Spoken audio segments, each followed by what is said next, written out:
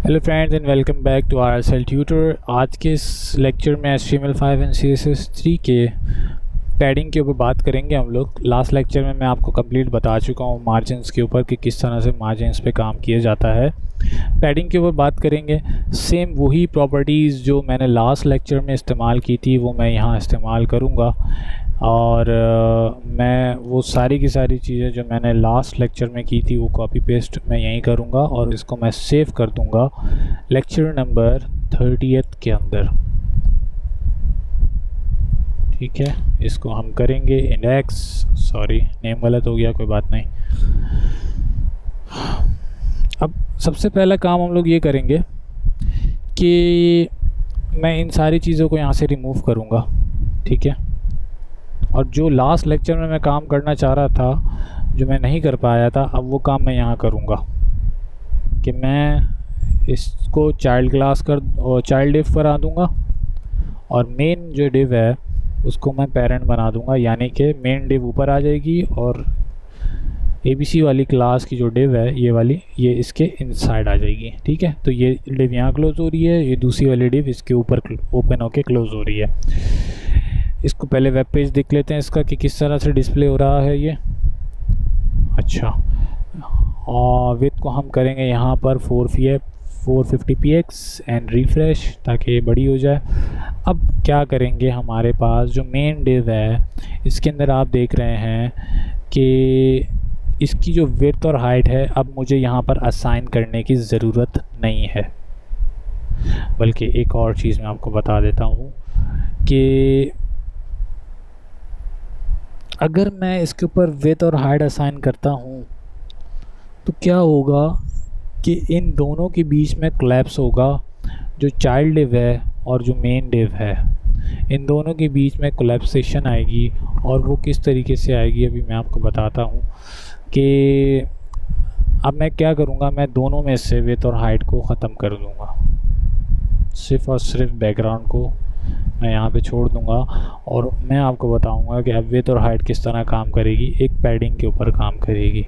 वो कैसे कि ये मेरे पास एक कंटेंट अवेलेबल है, इसमें कोई विड्थ नहीं है और कोई हाइट नहीं है। ठीक है, अब मैं काम ये करूँगा कि मेरी जो मेन डिव है ये वाली, अब जब अगर मैं इसको विड्थ असाइन करूँगा तो जाहिर सी बात है ये वाली उस विड्थ के हिसाब से काम करेगी जो पेरेंट है।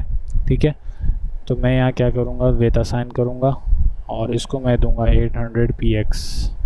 रिफ़्रेश करेंगे तो ये वाली भी छोटी हो जाएगी।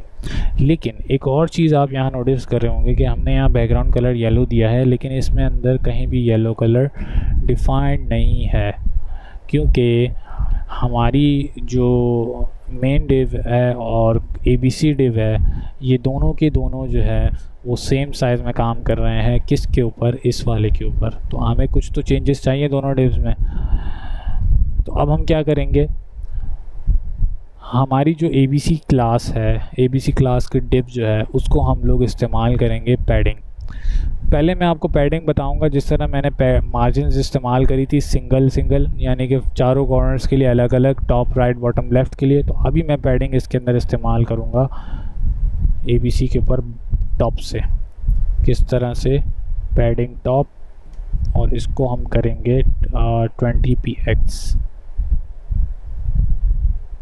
अब देखिएगा ऊपर से जो है वो आपके पास पैडिंग आ जाएगी, लेकिन हमारे पास जो एक इशू आया है यहाँ पर वो, अच्छा दोनों जगहों पे मैंने गड़बड़ करी है। करते ये हैं हम लोग मेन के ऊपर लगा के देखते हैं, लेकिन ये नहीं अप्लाई होगी क्योंकि अगर मैं यहाँ पैडिंग लगाता हूँ तो ये बाहर निकल जाएगा। ठीक है, तो अब मैं आपको क्या चीज़ बताना चाह रहा था, जैसे कि हमारे पास जो है वो दो चीज़ें हैं अब यहाँ पे नोट करने वाली। एक तो है हमारे पास ABC क्लास, ठीक है, जिसके अंदर कंटेंट रखा हुआ है वो ये है, इसको कलर्ड असाइन है रेड वाला, ABC क्लास कलर्ड असाइन है रेड। दूसरी क्लास है मेन डिव जिसको कलर्ड असाइन है येलो, विड्थ उसकी डिफाइंड है, और हमने पैडिंग कहा है कि आप ऊपर से लगा दो कितनी 20px। एक काम और मैं करूँगा यहाँ पर कि मेरी जो ये ABC क्लास है मैं इसको बॉर्डर असाइन करूँगा ताकि थोड़ा सा डिफ्रेंशिएशन आ जाए, और इसको हम करेंगे वाइट, ठीक है, ताकि थोड़ी सी डिफ्रेंशिएट हो जाए चीज़ें, या ब्लैक कर देते हैं, ठीक है। अब ये हो गई हमारे पास एक चीज़ क्रिएट। अब हमें क्या करना है, ये तो था एक तरीका पैडिंग सिर्फ टॉप से अप्लाई करने का। अब इसी तरीके से हम पैडिंग अप्लाई करेंगे चारों कॉर्नर से। किस तरह से, टॉप बॉटम लेफ़्ट और राइट, चारों कॉर्नर्स पे लग गई है और सेम वैल्यू है। अब देखिएगा, ठीक है, तो ये चारों कॉर्नर से अप्लाई हो गया और सेम वैल्यू के साथ। अब अगर आप चाहो तो आप यहाँ से किसी भी कॉर्नर की जो है वो आप वैल्यू चेंज करके आप साइज़ बढ़ाना चाहो कम करना चाहो वो आप सब कर सकते हो, ठीक है। तो ये 4 स्टेप्स हैं सबको अलग अलग डिफ़ाइन करने के, यानी सारे कॉर्नर्स को अलग अलग डिफ़ाइन करके फिर आप उसको जो है वो वैल्यू असाइन कर दो। अब आ जाते हैं शॉर्टकट तरीके के ऊपर जो कि ज़्यादातर मैं इस्तेमाल करता हूँ। अब उन शॉर्टकट तरीक़ों को आप किस तरह से इस्तेमाल करेंगे मैंने इसको कमेंट कर दिया। अब कोई पैडिंग अप्लाई नहीं हुई भी इसके ऊपर, ठीक है, विदाउट कॉर्नर कुछ भी नहीं है यहाँ पे। अब देखिएगा कि मैं जो है वो यहाँ इस्तेमाल करूँगा 20px एंड दैट्स इट, इसमें और कुछ नहीं डालूँगा मैं भी। तो अब देखिएगा 4 कॉर्नर्स जो है वो इक्वली असाइन हुई है। अब अगर मैं इसको यहाँ से बढ़ाता हूँ तो अब देखिएगा टॉप और बॉटम के ऊपर इफ़ेक्ट पड़ेगा सेम साइज़ के हिसाब से, ठीक है। तो अब ऊपर वाली जो है टॉप वो सेम साइज़ में है और बॉटम सेम साइज़ में है, और लेफ़्ट और राइट जो है वो सेम साइज़ में है, ठीक है। ये तो एक तरीका है कोड करने का 4 कॉर्नर्स को। अब बारी आ जाती है कि फ़र्ज़ करें मैं चाहता हूँ कि चारों कॉर्नर्स जो हैं वो डिफरेंट वैल्यूज़ में हो लेकिन इसी एक ही लाइन के अंदर। किस तरीके से, अब देखिएगा, इसको करते हैं 50px एंड 50px, और इसको भी करेंगे हम 50px। अब 4 कॉर्नर्स जो हैं वो बिल्कुल इक्वली जो है वो डिफरेंशिएट हो जाएंगे, ठीक है। चारों कॉर्नर्स जो हैं वो बिल्कुल इक्वली डिफरेंशिएट हो गए हैं। अब मैं चाहता हूँ कि चारों कॉर्नर्स के अपने हिसाब से जो है वो वैल्यूज़ हों, जैसे 80px, 100px, 70px and 60px। या एक चीज़ और करके बताता हूँ मैं आपको ताकि ये सेपरेट वैल्यूज़ जो हैं आपको याद हो जाए कि किस तरीके से काम कर रही है। अब ये 4 प्रॉपर्टी वैल्यूज़ हैं पैडिंग की, ठीक है। अब ये काम किस तरह से कर रही है कि फर्स्ट जो वैल्यू है वो है टॉप,